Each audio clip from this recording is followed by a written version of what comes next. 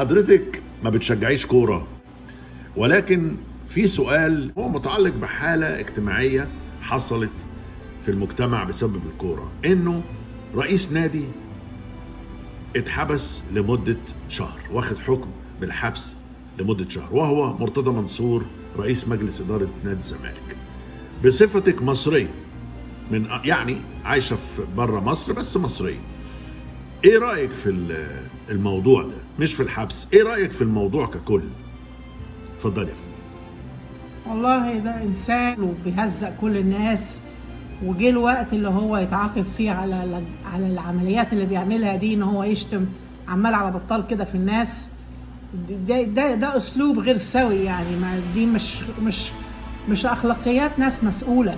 المسؤول ده المفروض يبقى بيتحكم في تصرفاته، بيتحكم في اخلاقه، بيحترم نفسه. يعني الحكم اللي هو خده ده بالحبس سنة مع ايقاف التنفيذ وشهر مع التنفيذ، حبس فعلي، مش مظلوم هو؟ لا مش مظلوم طبعا، لان هو اللي عمله في السنين اللي فاتت دي كلها لازم كان حد يحاسبه عليه يعني. بس حضرتك عارفة بالظبط هو عمل ايه في السنين اللي فاتت دي؟ كان بيشتم في ناس كتير قوي، وبسمع شتايم وبسمع حاجات، وناس بتتكلم على الفيسبوك كتير قوي ان هو بيشتم فيها وبيهزقها ومش محترم نفسه ولا محترم الناس اللي حواليه.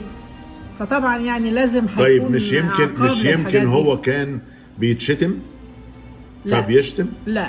لا هو إنسان شكله كده من منظره بيخانق دبان وشه، وعمال على بطال عمال يهتش يمين وشمال، وفي الآخر طلعت على دماغه يعني. بس أنا مش شايفة إن هو مظلوم في أي شيء خالص، يعني أنا شايفة إن هو إنسان يعني زي الأولاد في عندنا في المدارس كده، أولاد بيسميهم out of control، بيروحوا كل شويه على الاوفيس، بيروحوا كل شويه على البتاع. طيب بدون قطع حديث حضرتك، في حد هل ليكي ميول اهلاويه او زملكاويه؟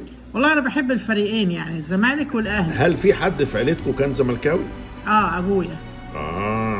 طب ومش مكسوفه حضرتك تبقي بتتكلمي على رئيس نادي الزمالك بالاسلوب ده؟ لا مش مكسوفه، لا مش مكسوفه، لان هو المفروض ده ما يبقاش رئيس نادي الزمالك. المفروض رئيس نادي الزمالك ده بني ادم رياضي، عنده روح رياضيه، عنده اخلاقيات، يعني واحد مختلف خالص عن اللي هو موجود ده دلوقتي يعني. طيب يا فندم، مشكورك جزيلا، وكان حديث شيق الحقيقه، وتقريبا كده يعني حديث صريح نابع من القلب يعني، وانا اقدر الصراحه العفويه دي، وان شاء الله تتصلح الاحوال. شكرا. عفو.